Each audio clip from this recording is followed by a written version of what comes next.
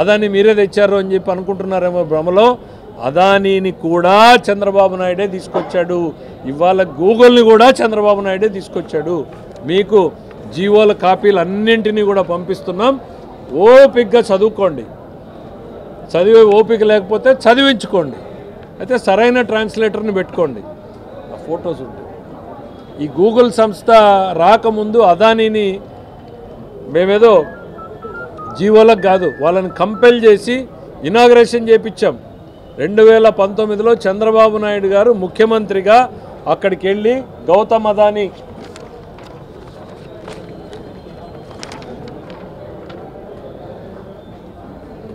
అదానీ గారు విశాఖపట్నంలో Adani data centre ప్రారంభానికి చంద్రబాబు చేతుల మీద జరిగింది 2019లో.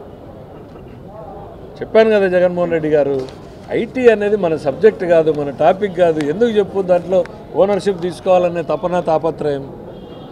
నాకు కూడా 100 ఆలోచనలు ఉంటాయి. అన్నీ సాధ్యం కావు. కొందరు బ్రాండ్ అంబాసిడర్లు ఉంటారు.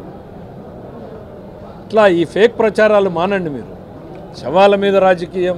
ఓ పెట్టుబడి వస్తే పెట్టుబడిని తిట్టడం, లేదు ప్రజల్లోకి బాగా పోతుందంటే ఓన్ చేసుకునేటువంటి ప్రయత్నం చేయడం. అసలు హైదరాబాద్ జిఎంఆర్ ఎయిర్పోర్ట్ గురించి చెప్పాడు. బహుశా ఆయన అప్పుడు రాజకీయాల్లో కూడా లేడు.